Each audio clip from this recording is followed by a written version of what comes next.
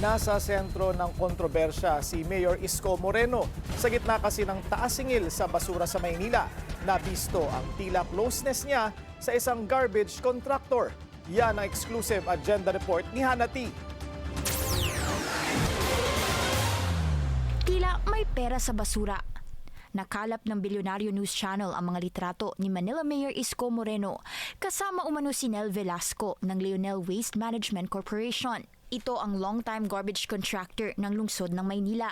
Ayon sa source, close friend at travel buddy ni Mayor Isko, si Nel. Lumutang ang mga litrato sa gitna ng issue sa paglobo ng garbage fees na siningil ng Manila LGU na inirereklamo ngayon ng ilang mga negosyante sa lungsod. Nakilala namin si alias Miguel, isang supplier sa tech industry na ikinabigla ito. Sa taong 2025 kasi, nagbayad lang si Miguel ng 1,200 pesos para sa garbage fees.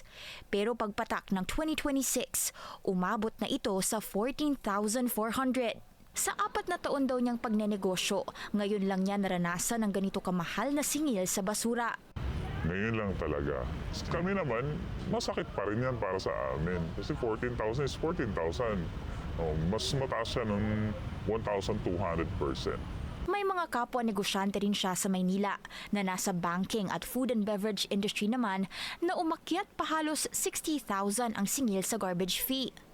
Tumanggi muna silang magbigay ng panayam on-cam sa amin. Nitong nakaraang taon, bago ang midterm polls, naging issue sa Maynila ang tambak na basura kasunod ng pag-atras ng Leonel sa bidding ng lungsod.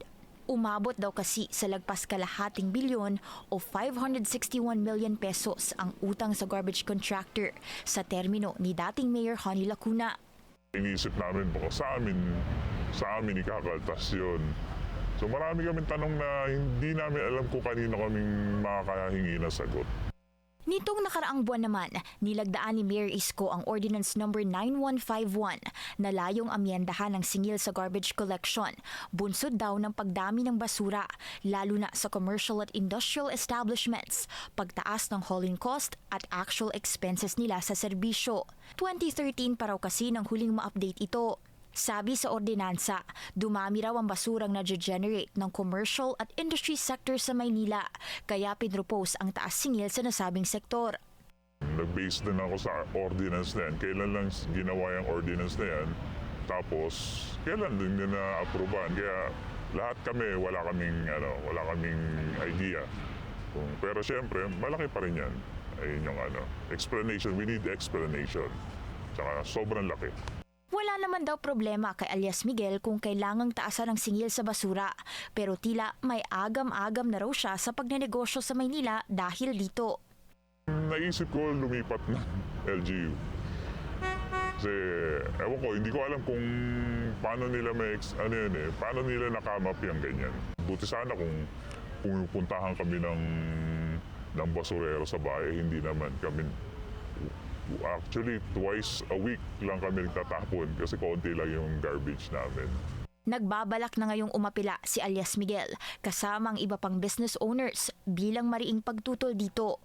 Gaya raw ng inimpost ng Quezon City LGU sa garbage fee noong 2013 na kalaunay idineklara ng Supreme Court na unconstitutional. Umaasa siyang matigil naman ang issue na ito sa Maynila. Pero sabi ng City Treasurer, dumaan sa masusing pag-aaral ang nasabing taas singil. Ani Manila LGU, maliraw na ikumpara ang kaso ng Manila sa QC dahil ipinataw ito sa mga residential property gaya ng condominium doon. Nililaw din nilang kabilang kasi sa dagdag gastos ang pagdadala ng garbage collection sa isang sanitary landfill sa Rizal, alinsunod sa patnubay umano ng MMDA. Gusto raw paliitin ng LGU ang agwat sa garbage fees at actual expenses nila sa collection. Hinihimok ni alias Miguel ang iba pang business owners na magsalita na rin dahil hindi raw biro ang malaking singil na ito.